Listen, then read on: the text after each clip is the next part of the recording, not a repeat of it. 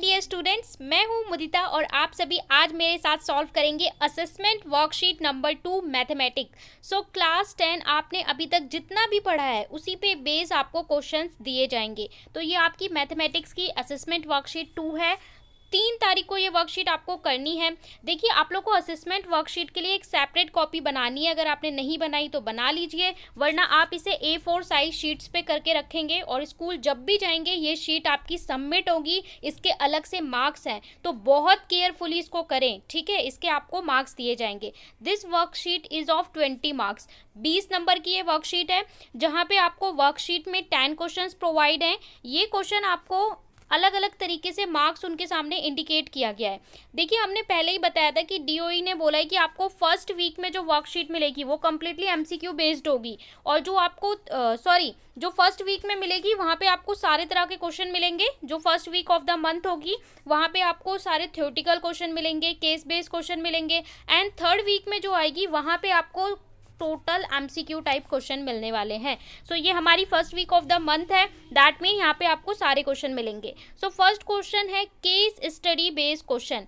Case study आपको एक situation दी हुई है, एक टेबल दिया है और उसके अकॉर्डिंग आपको क्वेश्चन सॉल्व करना है। सीबीएसई ने कहा है बोर्ड में भी इस तरह के क्वेश्चन आएंगे। सो यहाँ पे 5 क्वेश्चन है, 1 marks carry, each question carry 1 mark. हर क्वेश्चन का 1 मार्क होगा। सो पढ़ लेते हैं। द कोविड-19 पैंडेमिक, सही के आगे आपको टिक करना है। कोविड-19 pandemic also known as the corona virus pandemic, okay, is an ongoing pandemic of the coronavirus disease caused by the transmission of severe acute respiratory syndrome, जिसे हम SARS-CoV-2 कहते हैं, ठीक है। ये इसका फुल फॉर्म है, between humans. The following table show the age distribution patient admitted during a day in a hospital. एक दिन में कितने पेशेंट हॉस्पिटल में एडमिट हुए उसका आपको यहाँ पे डाटा दिया हुआ है, ठीक है। तो ध्यान से समझेंगे एक एक क्वेश्चन। अगर आपने कैलकुलेशन नहीं समझी और एग्जाम में यही क्वेश्चन आ गया तो आप गलत करके आ जाओगे अगर आपने सिर्फ आंसर किया। सो देखिए, यहाँ पे दिया है एज इन ईयर्स। एज दे रखा है 5 to 15, 15 to 25, 25 to 35, 35 to 45 and 55 to 65 and so on, okay. इसके बाद नंबर ऑफ पेशेंट, इस इंटरवल से 5 से 15 साल के जो एज ग्रुप था, इसके 8 पेशेंट एक दिन में 1 डे में हॉस्पिटल में एडमिट होते हैं। इस एज ग्रुप के 10, इस एज ग्रुप के 20, इसके 25, इसके 14 एंड इसके 5। सो गाइज देखिए, यहाँ पे मैं आपको बहुत ही सही तरीके से, पहले भी असेसमेंट जो आई थी उसमें सही क्वेश्चंस करवाए गए थे, यहाँ पे भी आपको सही क्वेश्चंस करवाए जाएंगे। कुछ बच्चे बहुत सारे यहाँ वहाँ से कर लेते हैं, फिर बाद में गलत होता है तो फिर बोलते हैं मैम हमने वहाँ से कर लिया, गलत हो गया। तो भाई पहले ही आप ऑथेंटिक चीज़ करिए ना, सही से समझते हुए। अब देखिए, पहला क्वेश्चन आपसे क्या बोल रहा है। पहला बोल रहा है question number 1, class size of 5 and 15 is. What is the class size? देखिए, क्लास साइज का आपको डेफिनेशन याद होना चाहिए।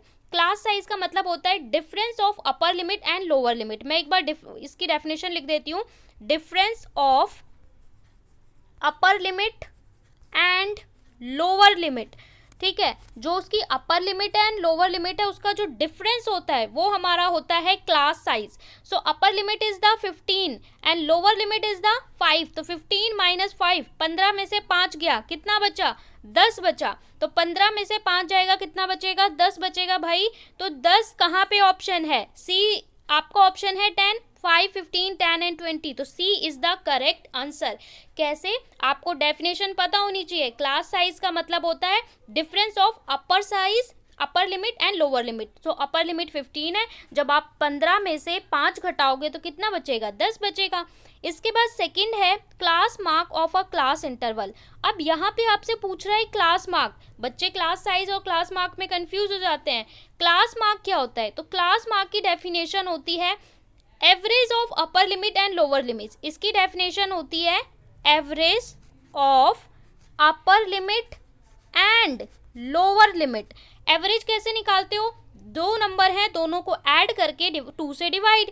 तो यहाँ पे हम कैसे करेंगे? 25 प्लस 35 डिवाइड बाय 2। तो यहाँ पे आप क्या करोगे? 25 plus 35 divide by 2। So you get 60। 25 plus 35 60 by 2, that mean 30।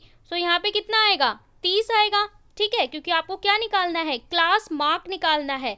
So class mark में हमने किया 35 + 25, ये दोनों नंबर हैं, divide by 2, that mean 60/2, that mean 30। So correct option आपका कहाँ पे है, 30 आपका कहाँ पे है, डी में। सो डी आपका करेक्ट ऑप्शन हो जाएगा। इसके बाद क्वेश्चन नंबर 3 में बोला है, इसके थर्ड पार्ट में बोला है total number of patient admitted during a day in a hospital are. Total कितने पेशेंट एडमिट हुए एक दिन में हॉस्पिटल में। सो इसे आप कैसे कैलकुलेट करोगे, इसे आप देखिए यहाँ पे जितने भी पेशेंट दिए इन सबको आप ऐड कर दोगे, तो 8 + 10 + 20 + 25 + 14 + 5। सो देखिए 20 + 10 30, 30 + 8 38, 38 प्लस आप इसमें 23, 14 + 5, ये सारा जब नंबर आप ऐड करोगे तो आपको यू गॉट द 80। ठीक है, ये सारा आपका हो जाएगा यहाँ तक 75 + 80। So B is the correct answer. That mean number 3 का आपका क्या हो जाएगा, बी 80 आ जाएगा। आपको ये सारे नंबर को क्या करना है, ऐड अप कर देना है। एक दिन में कि टोटल कितने पेशेंट आए तो सारा ऐड करने के बाद हमारे पास कितना आएगा, 80 आएगा। That mean B is the correct answer for third question. इसके बाद क्वेश्चन नंबर 4 में बोला है average number of patient admitted during a day in a hospital. So how to find the average. यहाँ पे देखिए आपको एवरेज कैसे निकालना है, यहाँ पे देखिए क्लास इंटरवल दे रखा है, क्लास इंटरवल दे रखा है और फ्रीक्वेंसी दे रखी है। So you have to calculate the mean, क्योंकि जो मीन होगा वही इसका एवरेज होगा। सो यहाँ पे हमें मीन कैलकुलेट करना है। सो इसका जो ऑप्शन है क्वेश्चन नंबर 4 का जो ऑप्शन है वो तो ऑप्शन तो सी है, लेकिन कैसे आया वो मैं अभी आपको कैलकुलेट करके बताऊंगी। क्वेश्चन 5 की बात करते हैं। The class interval having higher frequency, class interval जिसकी सबसे ज़्यादा फ्रीक्वेंसी है क्वेश्चन नंबर 5 में, तो सबसे ज़्यादा फ्रीक्वेंसी देखिए किसकी है, यहाँ पे क्लास इंटरवल में सबसे ज़्यादा फ्रीक्वेंसी किसकी है, 23 सबसे ज़्यादा फ्रीक्वेंसी है। तो 35 एंड 45 पे सबसे ज़्यादा फ्रीक्वेंसी है, तो 35 एंड 45 कहाँ पे है, ए पे है। सो 35 45 A is the correct answer. ठीक है, तो यहाँ पे पहले आप क्वेश्चंस देख लीजिए कि आपका जो क्वेश्चन फर्स्ट है उसका सी है, क्वेश्चन नंबर 2 है उसका डी है, क्वेश्चन नंबर 3 है उसका बी है, क्वेश्चन 4 है उसका सी है एंड 5 है उसका ए है। और क्वेश्चन नंबर 4 कैसे आया वो मैं अभी आपको सॉल्व करके बताऊंगी। इसके बाद शॉर्ट आंसर टाइप क्वेश्चन, यहाँ पे 4 + 3 = 7। तो यहाँ पे मार्क्स आपको दे रखा है किस तरीके से, 4 + 3 7। यहाँ पे आपको ड्रॉ अ लाइन सेगमेंट, आपको एक लाइन सेगमेंट ड्रॉ करना है। Draw a line segment A B of 6 centimetre और उसका परपेंडिकुलर बाइसेक्टर करना है। एक लाइन ड्रॉ करनी है, उसकी बाइसेक्टर करना है। यहाँ पे एरिया फाइंड करना है, एरिया ऑफ अ सर्कल, एक सर्कल का area. And find the sector, यहाँ पे आपको गिवन है रेडियस और एंगल। अब एरिया ऑफ सेक्टर, कोई भी सर्कल है उसका जो सेक्टर होगा उसका एरिया फाइंड करना है। ठीक है, एक सेक्टर का एरिया फाइंड करना है। इसके बाद लॉन्ग आंसर टाइप क्वेश्चन में आपको बोला है find out the area of metal sheet required. Metal sheet required के लिए कितना एरिया लगेगा, 4.2 सेंटीमीटर रेडियस है, हाइट आपकी इतनी है और वॉल्यूम फाइंड करना है। यानी कि आपको यहाँ पे total surface area plus volume find करना है, ओके, सिलेंडर का। इसके अलावा आपको ड्रॉ करना है 45 डिग्री का। सो हमारे पास कितने क्वेश्चन हो गए सॉल्व करने के लिए, देखिए क्वेश्चन नंबर 10 9 8 7 6। ठीक है, ये 5 क्वेश्चन सॉल्व करेंगे और यहाँ पे क्वेश्चन नंबर जो 4 है इसको भी हम सॉल्व करके देखेंगे कैसे हमारा आंसर आ रहा है। तो चलिए देख लेते हैं किस तरीके से इसे सॉल्व करना है। क्वेश्चन नंबर 4 में मैंने आपको कहा मैं सॉल्व करके बताऊंगी। तो यहाँ पे आपको जो डाटा दिया है, फ्रीक्वेंसी डिस्ट्रीब्यूशन टेबल दिया हुआ है, आपको फ्रीक्वेंसी डिस्ट्रीब्यूशन टेबल दिया हुआ है जहाँ पे हमें एज ग्रुप दिया हुआ है, FI दिया हुआ है। ठीक है, तो एज ग्रुप पहले इस क्वेश्चन को समझ लेते हैं कि how do you calculate this. यहाँ पे आपको एज ग्रुप दे रखा है कि 5 से 15 वाले 8 पेशेंट हैं, 15 से 25 वाले 10 हैं। इस तरीके से हमने लिख लिया और टोटल हमारे पास कितने 80 पेशेंट हैं। अब हमें XI निकालना पड़ता है। XI मतलब क्या हो गया, वही आपका क्लास मार्क हो गया। ठीक है, जो हमने सेकंड क्वेश्चन में कैलकुलेट किया था क्लास मार्क। कैसे कैलकुलेट करते हैं class mark, class mark calculate करते हैं इन दोनों को ऐड करके 2 से डिवाइड करके, 5 + 15 डिवाइड बाई 2। तो 5 + 15 कितना हो गया, 20 डिवाइड बाई 2 दैट मीन 10। इसी तरीके से 25 + 15 डिवाइड बाई 2 तो ये कितना हो जाएगा 20। ठीक है, ये आपका आ जाएगा 40/2 यानी 20। यहाँ 60 आ जाएगा, 60/2 दैट मीन 30। तो इस तरीके से आप ये निकाल लोगे, XI निकाल लोगे। इसके बाद हम FI × XI करते हैं। 8 10 जा 80, 20 × 10 200, इसके बाद 20 इंटू 30 600, ठीक है। 23 इंटू 40 मल्टीप्लाई किया हमने 920, 14 इंटू 50 700, और फिर इनका समीशन कर लेंगे, इन सबको हम ऐड अप कर लेंगे 80 200 600, ठीक है। इन सब का हम क्या करेंगे, सम कर लेंगे। जब हम इसको सम करेंगे तो हमारा आएगा 2800। आप इसको ऐड करके देख सकते हो, ठीक है। सिंपल हमने क्या किया, ये वाली कॉलम हमें गिवन है, हमने निकाली एक्स आई, ठीक है। क्लास मार्क के बिना आप कैलकुलेट नहीं कर पा सकते इस तरीके के फ्रीक्वेंसी डिस्ट्रीब्यूशन टेबल में। तो क्लास मार्क कैसे निकालते हैं, upper limit plus lower limit divide by 2, upper limit plus lower limit divide by 2। तो ये कॉलम हमने निकाल लिया। जब ये निकाल लिया तो हमने क्या किया, मल्टीप्लाई दिस इंटू दिस, यहाँ पे क्या किया है, मल्टीप्लाई किया है। तो हमारे पास जो एफ आई एक्स आई आ गया, तो summation of F I X I चाहिए। समीशन मतलब इन सबको ऐड कर दो। जब इन सबको ऐड करेंगे 2800, ओके। नीचे देख लेते हैं, तो मीन हमारा कैसे निकलता है, ये जो मीन पूछ रहा है हमसे, एवरेज पूछ रहा है, कैसे निकलेगा। Summation of F I X I कितना आया 2800, और summation of frequency total number कितने हैं, तो टोटल 80 पेशेंट हैं।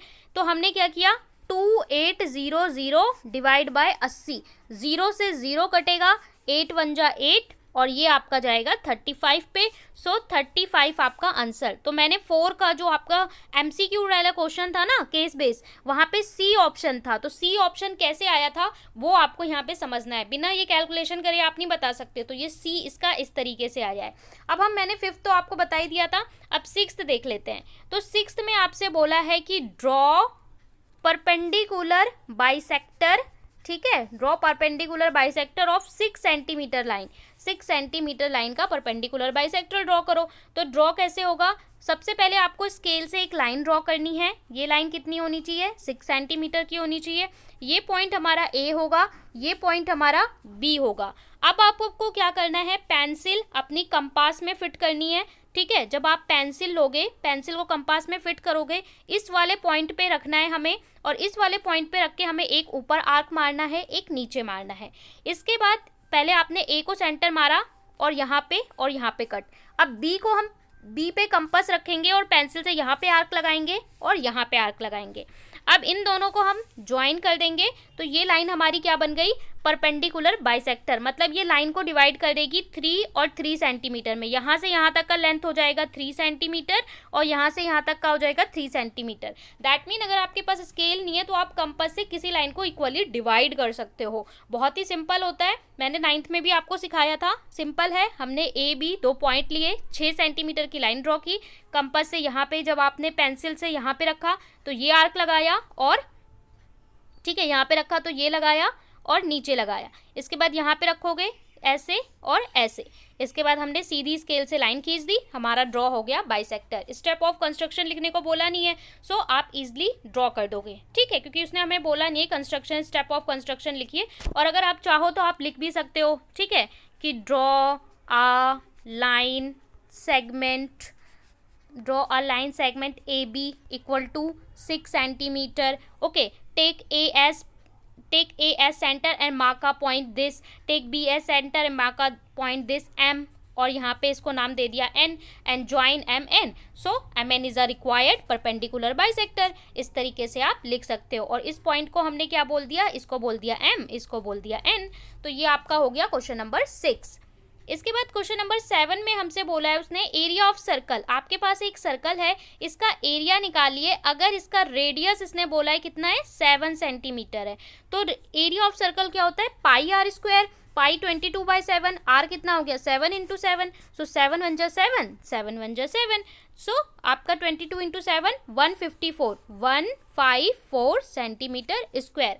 एरिया आपका मतलब क्या हो गया, क्षेत्रफल। एरिया मतलब क्या हो गया, क्षेत्रफल आपको निकालना है, तो क्षेत्रफल निकाल दिया 154 सेंटीमीटर स्क्वायर। अगला देख लेते हैं। क्वेश्चन 8 में हमसे बोला है, आपको दे रखा है कि एक सर्कल, उसका आपको एक सेक्टर लेना है। यहाँ पे आपको एंगल दे दिया है कि कितना एंगल है, और यहाँ पे आपको बता दिया है कि सर्कल का रेडियस कितना है। रेडियस बोल दिया आपको 3.5 सेंटीमीटर है, और एंगल आपका बना रहा है 90 डिग्री का। तो अब एरिया निकालिए, ठीक है। एरिया कैसे निकालेंगे, तो इसका सिंपल सा फॉर्मूला होता है area of sector, theta upon में 360 degree into pi r square, क्योंकि पूरा सर्कल कितना होता है, पूरा सर्कल हमारा 360 डिग्री का होता है, तो थीटा हमें गिवन है, आर भी हमें गिवन है, तो हम एरिया फाइंड कर सकते हैं। सो हमने वही किया, हमने लिखा यहाँ पे, सॉल्व करके मैं बताती हूँ किस तरीके से किया। 90 हमें गिवन है, डिवाइड बाय 360, ठीक है। इसके बाद हमारे पास 22/7 पाई, और आर कितना है 3.5, तो 3.5 इंटू 3.5। सो हमने क्या किया यहाँ से, देखिए 0 से 0, 9, 1 पे और ये 4 पे, इसको पहले कैंसिल आउट कर दिया। इसके बाद हमने कैसे किया, 3.5 यानी 7, 3.5 का डबल 7 होता है ना, 3.5 1 जा 3.5 और 2 पे हमारा कट गया 7। इसके अलावा आपने क्या किया, 2 1 जा 2 और ये कट गया 11 पे। अब जो आपकी बची हुई वैल्यूज़ हैं उसको हमने लिख लिया, तो बची हुई हमारे पास क्या वैल्यू है, यहाँ पे है 1/4, यहाँ पे 1 बचा, यहाँ 4 बचा, यहाँ 11 बचा और एक 3.5 कैंसिल हो गया, एक 3.5 बचा। तो अब आपके पास जब आपने कैलकुलेट किया 11 इंटू 3.5 और डिवाइड बाय 4, तो 11 इंटू 3.5 आपके पास आ गया 38.5, और इसको जब आपने 4 से डिवाइड किया तो यू गॉट 9.625, 9.625। तो 9.625 ये आपका क्या हो जाएगा, एरिया ऑफ सेक्टर, तो 9.625 सेंटीमीटर स्क्वायर, ठीक है, सेंटीमीटर स्क्वायर लगा देंगे, 9.625 centimetre square is the area of sector. तो ये आपका आंसर हो जाएगा 9.625, ठीक है, for question number 8। Centimetre square लगा देना, मैंने यहाँ पे सेंटीमीटर स्क्वायर नहीं लगाया तो उसको सेंटीमीटर स्क्वायर ध्यान से लगा देना। अब चलते हैं क्वेश्चन नंबर 9 पे। क्वेश्चन नंबर 9 में बोला है area of metal sheet, area of metal sheet बता दो भाई। तो एरिया ऑफ मेटल शीट आपको कितनी लगेगी, आपके पास जो शेप है वो क्या है, सिलेंडर है, ठीक है। अब सिलेंडर है तो यहाँ पे आपको रेडियस चाहिए, ये आपका हाइट होता है, ये आपका रेडियस होता है, तो हमें बोल रहा है कितना शीट लगेगा, तो टोटल सरफेस एरिया, पूरा सरफेस एरिया लगेगा। फॉर्मूला कैसा होता है, इसका फॉर्मूला होता है 2πr r प्लस एच, या फिर आप इसे भी इस तरीके से भी लिखते हो 2πr² h, ठीक है, जैसा भी आपको सिंपल लगे। तो अब इसको हम कैलकुलेट कैसे करेंगे, फॉर्मूले में वैल्यूज पुट कर देंगे, 2 into r pi 22/7 into r कितना है हमारे पास, आर है हमारे पास 4.2, तो 4.2 इंटू आर प्लस एच, तो आर की जगह पे 4.2 प्लस 6, ठीक है। अब देखिए यहाँ पे हम क्या करेंगे, आपका पॉइंट हटा के नीचे 10 लगा देंगे, जब हम 10 लगा देंगे तो 7 1 जा 7 और ये 42 कितने पे कट जाएगा, 7 के टेबल में 6 पे कट जाएगा, ठीक है। और इसके बाद हम कैलकुलेट करेंगे तो 2 1 जा 2 और 2 5 जा 10, सो यहाँ पे इतना कैंसिल हो गया। अब जो कैंसिल हो गया उसके बाद जो बचा हुआ है उसको हम लिख लेंगे, तो यहाँ से हमारे पास देखिए क्या बचा, इधर से 22 बचा इंटू 6 बचा, नीचे 5 बचा और ब्रैकेट में 4.2 प्लस 6, तो 4.2 प्लस 6 कितना हो गया 10.2, तो यहाँ पे ब्रैकेट में क्या है 10.2, ब्रैकेट मतलब मल्टीप्लाई। अब हमारे पास 22 इंटू 6, 22 इंटू 6 किया हमने तो आ गया 132 और डिवाइड में कितना है 5, सो आप 132 को 5 से डिवाइड करोगे तो कितना बचेगा, 132 को आपको 5 से डिवाइड करना है, सो आपको 132 को 5 से डिवाइड करोगे तो 26.5 और इसको 10.2 से मल्टीप्लाई। सो हमने क्या किया, जब 10.2 से मल्टीप्लाई किया तो 269.28 सेंटीमीटर स्क्वायर ये आपका आंसर आ जाएगा। So this is your answer. ये अभी आधा क्वेश्चन है, ये आपको टोटल सरफेस एरिया निकाला है क्वेश्चन नंबर 9 का, ठीक है। क्वेश्चन नंबर 9 का यहाँ पे हमने क्या किया, जब इसको डिवाइड करना था डिवाइड करके मल्टीप्लाई किया तो 26.5 इंटू 10 इंटू 2, तो 269.28 सेंटीमीटर स्क्वायर। अब आगे उसने बोला था कि वॉल्यूम भी निकालो, सो वॉल्यूम ऑफ सिलेंडर कैसे निकलेगा, वॉल्यूम ऑफ सिलेंडर क्या होता है πr² h। अब πr² h, पाई 22/7 इंटू आर कितना है 4.2 बटे में 10, क्योंकि हमने पॉइंट हटाने के लिए लगा दिया, ठीक है, into 4.2/10 into 6 πr² h, r 2 बार है। अब देखिए 7 1 जा 7, ये गया 6 पे। इसके बाद आपके पास क्या बचा 22 6 42, क्योंकि हमने ये 10 लगा दिया है और 6, तो यहाँ पे हम सारा मल्टीप्लाई कर देंगे, 22 इंटू 6 इंटू 42 इंटू ऐसे आ जाएगा 22 इंटू 6 इंटू 42 इंटू 6 और डिवाइड बाय 10 10 100, ओके। अब जब हम सबको मल्टीप्लाई करेंगे तो हमारे पास आ जाएगा 33264, 3264 और डिवाइड बाय 100, तो 100 है तो हमारा क्या आ जाएगा 332.64, 332.64। यहाँ से दो डिजिट के बाद आप डेसिमल लगा दोगे तो 332.64 इज द आंसर सेंटीमीटर। यहाँ पे वॉल्यूम है तो यहाँ पे क्या आएगा सेंटीमीटर क्यूब, ठीक है, सेंटीमीटर क्यूब। तो यहाँ पे क्या लिखा हुआ है सेंटीमीटर क्यूब, 332.64 सेंटीमीटर क्यूब। ये क्वेश्चन 9 हमारा कंप्लीट हो गया। इसके बाद क्वेश्चन नंबर 10 में हमसे बोला है कि 45 डिग्री का एंगल बनाइए। सो 45 डिग्री का एंगल कैसे बनाते हैं एक बार देख लो। 45 डिग्री का एंगल बनाने के लिए first of all you have to draw a line, ठीक है, ये हमने एक लाइन ड्रॉ कर ली ए बी। इसके बाद आपको पेंसिल में कंपास लगाना है। जब आपने कंपास को लगा लिया अब आपको इस पॉइंट पे रखना है, ये जो ए वाला पॉइंट है इस पे रखोगे और यहाँ पे इस तरीके से एक आर्क लगाओगे, ठीक है। अब यहाँ पे हम इस वाले पॉइंट पे एम वाले पॉइंट पे हम रखेंगे और यहाँ पे एक मार्क करेंगे तो ये हमारा कितना बनता है 60 डिग्री बनता है। अब इस वाले पॉइंट पे रखेंगे और एक मार्क करेंगे, ये हमारा होता है 120। अब आपको क्या बनाना है 90 डिग्री। सो हम इसी वाले पॉइंट पे रखेंगे और यहाँ ऊपर मार्क करेंगे, इस वाले पॉइंट पे रखेंगे, यहाँ मार्क करेंगे और एक सीधी लाइन ड्रॉ करेंगे, ये हमारा बनेगा 90 डिग्री। बट हमें क्या चाहिए 45, तो 90 डिवाइड बाय 2 कितना होता है 45, यानी 90 का हाफ। तो आपको एक बार इस वाले पॉइंट पे रखना है और इस तरीके से आर्क लगाना है। इसके बाद आपको ये 90 वाले इस वाले पॉइंट पे रखना है और यहाँ पे आर्क लगाना है और इसके बाद जो आप यहाँ पे लाइन ड्रॉ करोगे तो ये एंगल आपका कितना होगा 45 डिग्री का एंगल होगा। सो इसी को मैंने यहाँ पे ड्रॉ किया है, ठीक है। पहले हमने लाइन ड्रॉ कर ली, ये आर्क लगाया, ये आपका हो गया क्या 60 डिग्री, ये आपका हो गया 120, 60 और 120 के बीच में तो आपने 60 पे रखा आर्क लगाया, 120 पे रखा आर्क लगाया, लाइन खींची, ये आपका कितना हो गया, ये पूरा एंगल हो गया आपके पास 90 डिग्री का। अब 90 पे इस वाले पॉइंट पे रख के आर्क लगाओगे और इस वाले पॉइंट पे रख के आर्क लगाओगे तो जो आपको एंगल मिलेगा 60 से कम होगा ना 45 डिग्री, तो 45 डिग्री 60 से नीचे आएगा तो ये आपका कितना हो गया 45 डिग्री। आप इनको नाम दे दो, इसको भी नाम दे दो m, इसको कुछ भी नाम दे दो n, तो ये आपका क्या हो गया required angle 45 degree. Step of construction बोला नहीं है बट आप चाहो तो आप लिख सकते हो। सो ये थी हमारी पूरी वर्कशीट। आई होप आपको असेसमेंट अच्छे से क्लियर हो गया होगा। तो do subscribe, hit the bell icon और लाइक शेयर कमेंट करना ना भूलें।